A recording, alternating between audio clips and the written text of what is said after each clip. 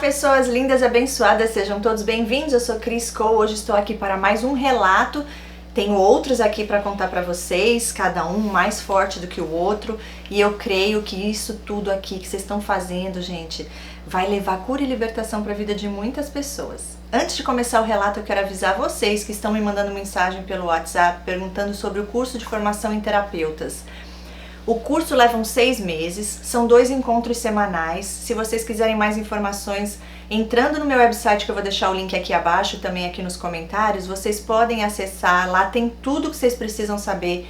Se ainda tiver alguma pergunta, entre em contato também pelo meu link, tem lá o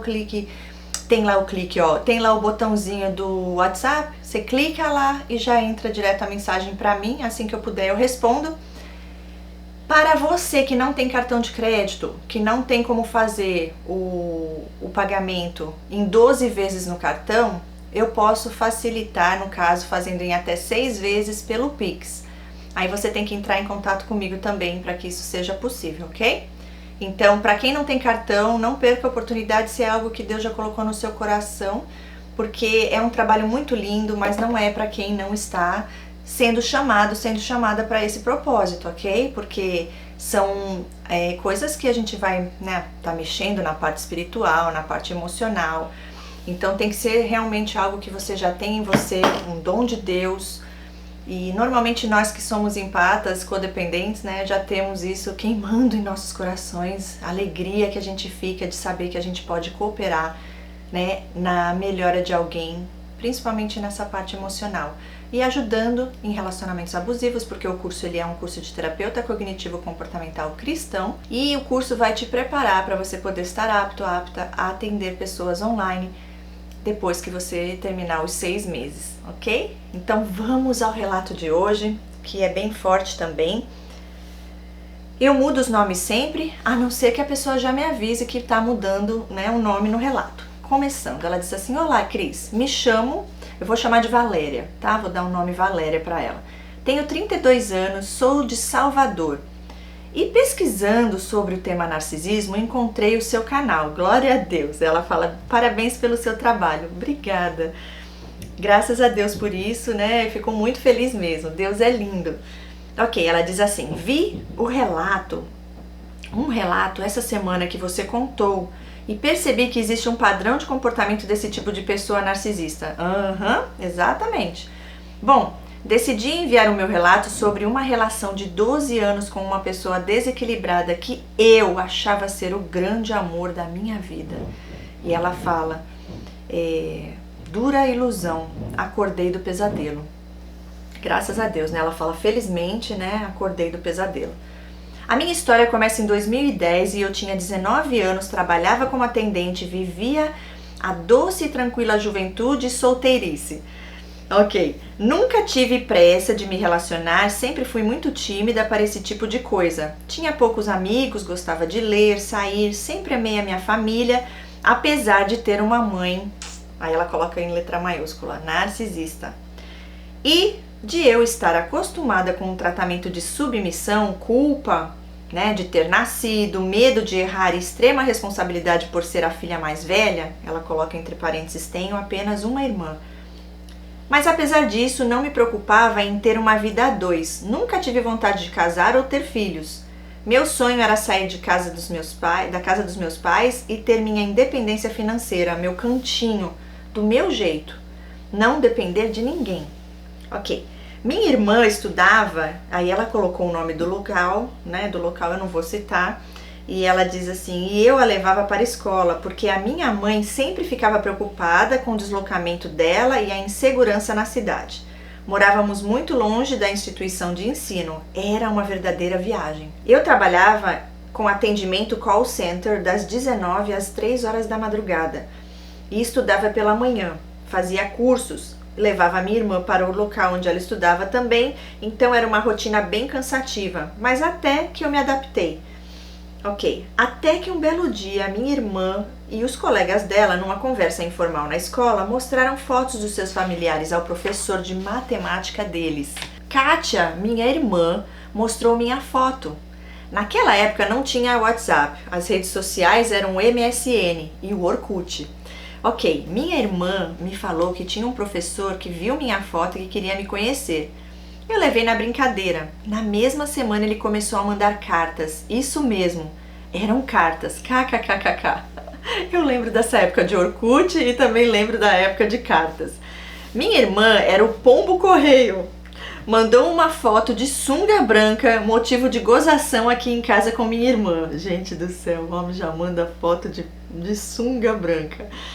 As cartas eram recheadas de elogios, planos e uma vontade louca de me conhecer presencialmente. Aí o love bombing. Até que marcamos o primeiro encontro no dia 25 de junho de 2010. Olha lá. Fomos ao cinema no shopping, rolou um primeiro beijo, clima de romance, borboletas no estômago. Começamos a sair, ele é mais velho do que eu, 17 anos. Isso, para mim, nunca foi um problema. No segundo encontro, ele falou que queria namorar, noivar e casar. Fiquei sem graça, achei que era brincadeira dele. Eu tinha medo, durante o mês que estávamos nos conhecendo, não deixava ele ir na minha casa. Ele tinha uma moto 2008 e quando saíamos pedia para que ele me deixasse num local longe da minha casa. KKKKK. Com um mês saindo, ele conseguiu entrar em contato com a minha mãe. Foi na casa dos meus pais, sem me comunicar e pediu para me namorar. Uau! Meu pai sempre foi bem tranquilo, aceitou. Já a minha mãe criou um ódio mortal de mim. Aos poucos ele foi conquistando a minha família, sempre solícito, à disposição de todos, e meus pais conheceram a família dele junto comigo. As coisas aconteceram rápido demais. Exato. Namoramos um ano, noivamos no ano seguinte e casamos no outro ano, né? Então foi 2010, 2011 e 2012. Até que demorou, hein? Normalmente é mais rápido isso daí. Continuando. Ele no início, no namoro e até mesmo no noivado fazia questão de estar comigo, de compartilhar fotos, saíamos com frequência. Eu nunca fui de investigar ou procurar sobre o passado dele. Nos víamos sempre aos finais de semana e às vezes ele aparecia de supetão lá em casa de moto. Ficávamos na varanda namorando, jogando conversa fora, até que casamos no civil. Meu casamento foi o dia mais triste da minha vida. A minha mãe não falava mais comigo e não foi ao meu casamento. Uau! Livramento, né? No fim, hoje eu vejo que é tudo livramento. Imagina se tivesse ido, seria pior. Ia acabar com a tua festa de outra forma.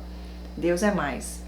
Ok, a relação com minha mãe cada vez mais piorava. Eu sempre corria atrás das minhas coisas, nunca dava motivo para ela comprar ou fazer algo por mim. Ela ficava incomodada com isso. Lógico, porque queria que você fosse dependente dela, né? Suprimento lá à disposição. Ok, procurava ajudá-la, agradar, mas ela me via como inimiga. Ela achava que se eu casasse, iria abandoná-la. É tudo sobre eles, né? Eu trabalhava e ele, a essa altura, tinha sido demitido por justa causa, né, do local onde trabalhava junto com a irmã dela. Gente, isso é incrível também, né? Já cansei de ver em relatos aqui. Do nada, acabou, né, ficando com você, relacionando, noivou, pronto, demissão. Aí quem começa a pagar, a bancar tudo? Você, né? Será que é combinado isso? Será que é algo planejado? Só Deus sabe, né? Mas isso acontece muito. Aí ela conta que ele saiu de lá porque disse que se desentendeu com a coordenadora da instituição e foi demitido. Exatamente, arrumam confusão por onde passam, não aceitam que ninguém fale o que eles têm que fazer ou não. Tudo que eles têm que estar no controle, né? Eu acreditava fielmente no que ele falava. Ele tem um papo firme, consegue manipular e fazer a mentira a sua verdade. Fazer da mentira, né, a sua verdade. Não tivemos lua de mel. Também já vi isso em muitos relatos. Estávamos em obras na casa. Na época ele comprou, fez um acordo com o pai dele na compra do terreno. Começamos a investir, quer dizer, ela coloca tudo em letra maiúscula. Eu investi porque ele estava desempregado. Sempre fui o tipo de mulher que numa relação soma com o cara, divide as contas, etc.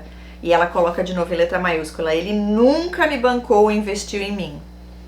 Paguei minha faculdade, meus carros, eu sempre fui muito vaidosa, cuidava de mim, ia pra academia, cuido dos cabelos e unhas, eu sempre me banquei.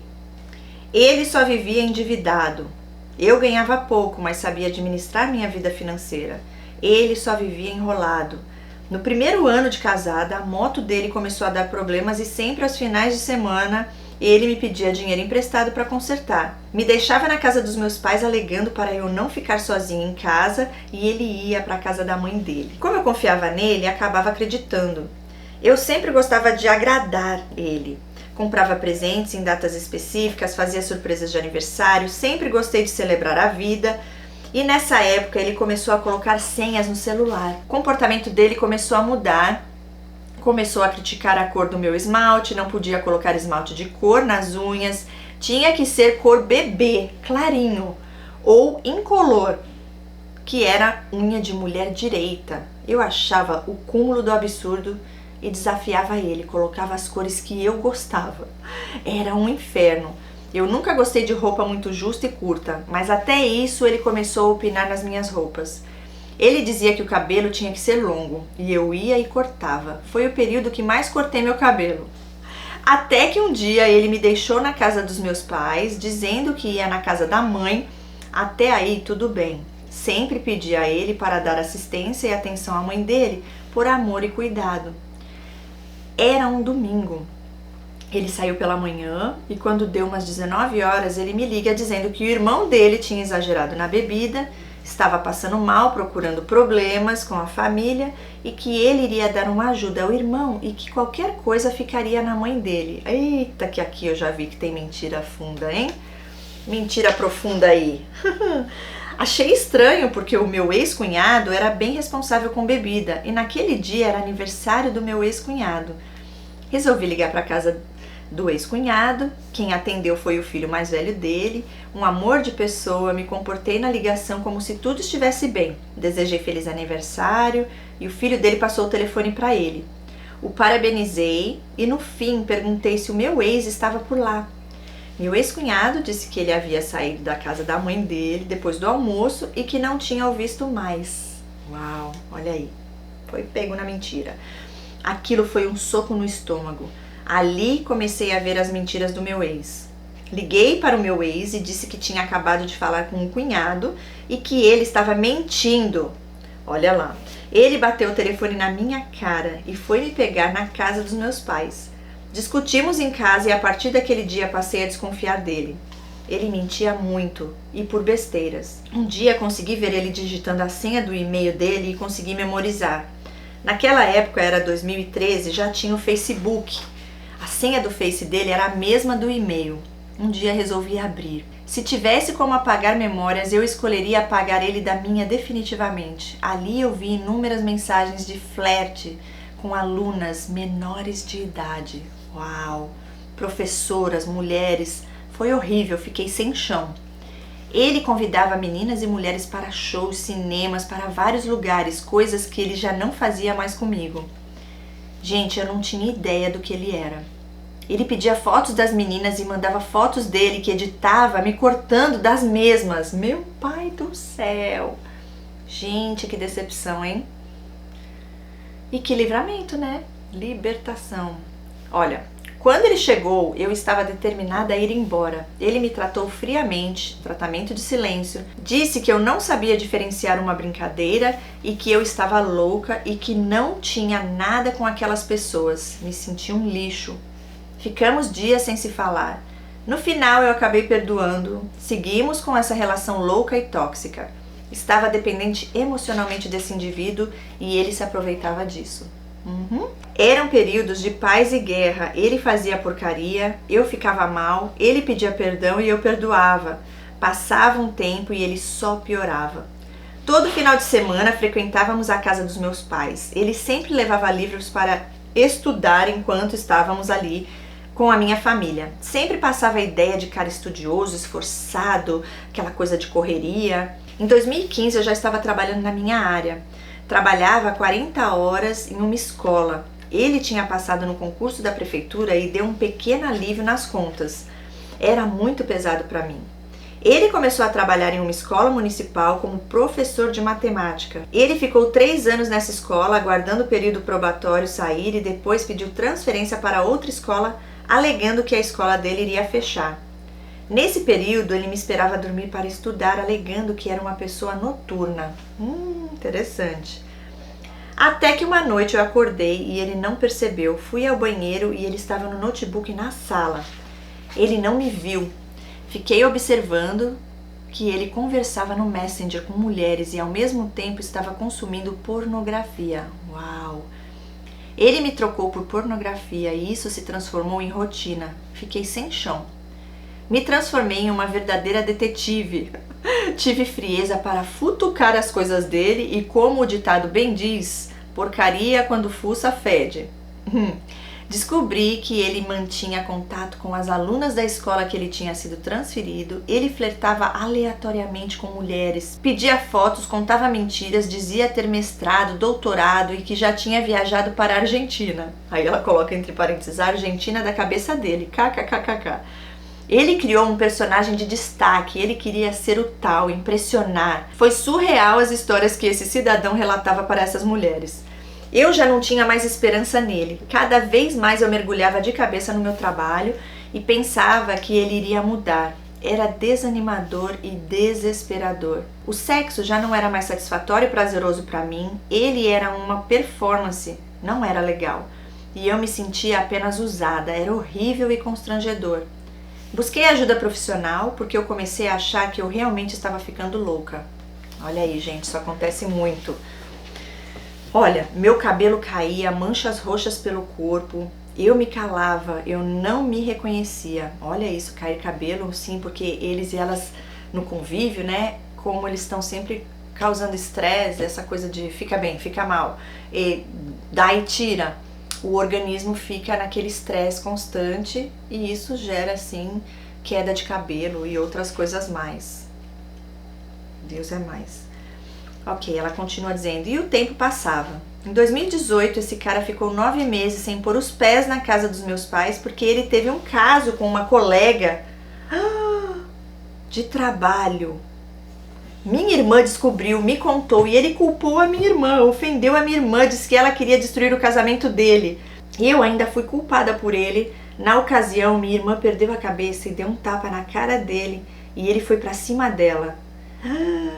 Aí ela coloca entre parênteses, nos meus ele não toca. Me joguei pra cima dele, arrastei ele pra fora da casa dos meus pais. Minha mãe controlou minha irmã. Foi a primeira vez que a minha família presenciou uma parte do verdadeiro ex. Depois de 9 meses, no Natal daquele ano, ele pediu perdão à minha família pelo ocorrido e voltou a frequentar a casa dos meus pais. Esse assunto foi enterrado por algum tempo. Gente, aí ela começa aqui falando quando chegou a pandemia, mas eu faço uma paradinha aqui. Meu pai, eu fico assim, né? O cara vai, trai a mulher. A irmã fica sabendo, conta pra irmã e ele vai, culpa a irmã, culpa ela.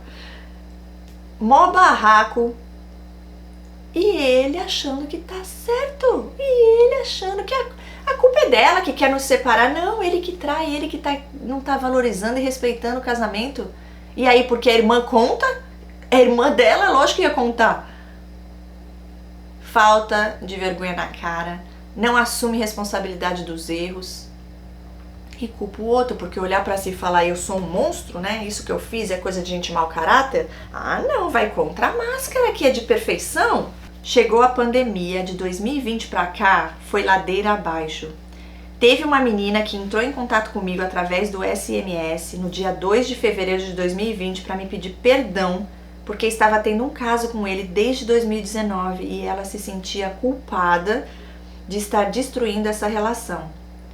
Pediu divórcio e ele preparou uma festa surpresa na casa dos meus pais com a minha família, para mim, alegando renovação dos votos de 10 anos de casamento. Eu fiquei mal nesse dia, atuei sorrindo, atuei expressão e conversa, a casa cheia de gente e eu sem saber o que falar ou fazer. Um nó na garganta. A minha mãe, a essa altura do campeonato, tinha ele como filho. Ele conseguiu conquistar todos ao meu redor. Segurei mais uma vez esse casamento que já estava falido. Meu pai do céu, gente, isso acontece, tá? Pronto. O que aconteceu aqui dessa menina ir lá e pedir perdão é prova total do que ele estava fazendo. Mais uma, né? Mais outra. Ok, quero o divórcio, acabou. Eles fingem, eles não aceitam. Finge que nada aconteceu, não fala mais no assunto, combina com a família da pessoa, dá a maior festa e a pessoa fica lá. Porque imagina, se ela fala alguma coisa, quem vai parecer a ruim, afinal de contas, ele tá fazendo uma festa pra ela. Olha, que ingrata você, como vai fazer isso com ele, coitadinho, ninguém acredita nela. Meu pai. Ok, na pandemia começamos a trabalhar home office. Foi o período em que ficamos mais tempo juntos e aí foi pior do que eu imaginava. Ele começou a gravar aulas para a prefeitura de forma voluntária. O dia das gravações eram sempre às terças-feiras, até que um dia ele falou que iria gravar na quinta. Ele saiu às 12 horas e retornou às 17h30 com uma garrafinha de água na sacola de plástico da farmácia. Me entregou e foi para o banho. Abri a sacolinha e tinha um cupom fiscal onde descrevia uma água de R$3, um dia D e o Tatim, ela coloca entre parênteses, anticoncepcional que eu usava. Na inocência falei para ele, parece que você estava adivinhando que meu anticoncepcional vai acabar. E ele disse, eu não comprei anticoncepcional nenhum. Ele disse que não tinha comprado nenhum remédio. Eu parei, analisei a nota toda em voz alta. Ele tinha passado no cartão de débito o valor de R$62 e ele afirmava que a atendente passou a nota errada para ele. Naquele momento eu tive a certeza que ele era o doente e estava me adoecendo há anos. Entrei no quarto em silêncio, acessei a conta e o valor estava no extrato. No dia seguinte ele ligou para a tal aluna dele, da antiga escola, colocou no Viva Voz e a querida disse que não tinha recebido o auxílio do governo e pediu ajuda a ele para comprar um dia D e o anticoncepcional. Eu não tive ação para mais nada. Nesse período eu já estava tão farta que eu não tinha mais esperança. Conversei com a minha mãe se ela poderia me vender o espaço sobre a casa dela para que eu construísse uma casa pensando no futuro. Ela me questionou o motivo, mas eu não comentei nada para ela. Ainda bem, né? Ela desconfiava que não ia nada bem. Eu sempre atuava e escondia as coisas que aconteciam, aguentava tudo calada e o meu corpo acabava respondendo. Em 2021, com situações acontecendo, eu sempre me cuidei, faço check-up completo, sempre fui regularmente ao ginecologista e naquele ano, eu tinha ido no início de março, 2 meses depois, comecei a perceber alguns sintomas estranhos e corri para a ginecologista. Na consulta relatei que me cuidava e ela achou estranho eu ter retornado em um curto intervalo de tempo. Falei que tinha algo estranho comigo conforme os sintomas, ela realizou os exames e constatou que eu estava com uma IST. Me senti no fundo do poço, fundo do poço, ok. O cara sequer se cuidava. Nesse período, o pai dele era nosso vizinho e teve 2 AVCs, ficou muito debilitado. E como eu já estava decidida ao divórcio, eu comecei a me planejar financeiramente e a construção do meu cantinho. Fazia a transferência de valores para o meu pai realizar a compra de materiais e pagamento de pedreiro escondido, e meu ex nem imaginava. Até que em 19 de agosto de 2022, meu sogro faleceu. Foi a primeira vez que vi meu ex desesperado. Nós tínhamos um plano funerário que até então ele dizia pagar mensalmente, só que curiosamente ele não estava pagando. Quando meu ex-sogro faleceu, meu ex não tinha dinheiro e o plano estava em atraso. Ele não queria pedir dinheiro emprestado à família porque só contava vantagem e nem dar o braço a torcer para os erros, né? Ok, sobrou para mim. O valor do sepultamento foi de R$3.600, que uma parte ele pegou no banco com juros altíssimos e em meu nome, e a outra parte ele colocou no cartão do irmão. Enfim, o sepultamento aconteceu e na semana após isso, eu fui a base e a força dele. Falei que ele tinha que descansar, cuidar dele, e no dia 31 de agosto de 2022, numa quarta-feira, eu precisava enviar as tabelas de notas dos alunos por e-mail e eu já estava como coordenadora da instituição do ensino que eu trabalhava. Liguei o notebook e ele deixou o WhatsApp dele aberto. Ele esqueceu de sair do aplicativo na noite anterior e tinha várias mensagens, conversas com alunas, conversas nojentas. Ele tinha um celular escondido ao qual pedia para as meninas para falar no número secreto dele. Naquele momento, antes de ir para o meu trabalho, pedi definitivamente o divórcio e falei a ele que me desse até sábado, dia 3 de setembro, para eu sair daquela casa. Fui para o trabalho, ninguém percebeu nada. Eu sempre usei meu trabalho como válvula de escape. Cheguei à noite e comecei a separar minhas roupas. Ele teve a cara de pau de puxar assunto comigo sobre campo eletromagnético. Falei 3 vezes que queria o divórcio e eu descarreguei tudo que estava preso durante todo esse tempo. Eu falei tudo que precisava ser dito. Eu sabia que era a última vez que discutiríamos. O problema não foi a última gota, o problema foi o balde cheio. A essa altura, eu jovem, com 31 anos, adoecendo por causa de um cara de quase 50 anos. Eu mereço mais. Eu me mereço. Na quinta e sexta-feira, eu já não dormi mais na cama. Acampei na sala, fui ao trabalho, fazia minhas refeições e o silêncio era presente naquele lugar. De sexta para sábado, entrei em contato com a minha irmã, disse que o dia de ir embora e recomeçar havia chegado e que eu iria embora. Minha irmã conversou com nosso pai e ele me apoiou. Às 5 horas da manhã de sábado, 3 de setembro de 2022, fui embora daquela casa. Quando bati a porta do carro, eu não consegui me conter. Falava o tempo todo que eu tinha avisado e que eu tinha feito a minha parte. Meu pai foi o cara que me apoiou. A minha família me acolheu. Assim que cheguei na nova casa, entrei em contato com a advogada. Meu cunhado me ajudou muito. Solicitei o divórcio e ele chegou aí na casa dos meus pais no mesmo dia. Falou que eu não sabia o que eu estava fazendo, que eu me estressei por causa de uma brincadeira, se era isso mesmo que eu queria. Eu simplesmente disse que era o que eu queria e que tudo tinha acabado. E ele foi embora. No dia seguinte, esse cara aparece desesperado me pedindo perdão, dizendo que ia mudar, que ele reconhece que tinha sido um burro, aquela ladainha que muitos fazem quando percebem que não tem mais jeito. Foi um mês exaustivo. Ele ia na casa dos meus pais, ia no meu trabalho, ia no Pilates que minha mãe frequentava, pedia para as pessoas me convencerem a voltar com ele. Gente, é assim mesmo. Impressionante. Como são chatos, gente. É uma coisa assim até constrangedora, né? A gente jamais faria isso. Cadê o chá de semancol? Você não tá percebendo que a pessoa não quer mais e a pessoa não aceita. Não aceitam, porque eles acham que eles merecem o que eles querem, que você tem que obedecer, que você é propriedade dele ou dela. Chega a ser algo muito chato, né? A insistência da pessoa. Aí muitas vezes a gente acaba ficando porque dá pena mesmo. Meu Deus, é humilhante. E no fim é porque eles sabem muito bem. Você viu que primeiro ele foi lá falando que você tá fazendo besteira, tentou ainda te fazer um gaslight e deixar você com um sentimento de culpa e confusão mental.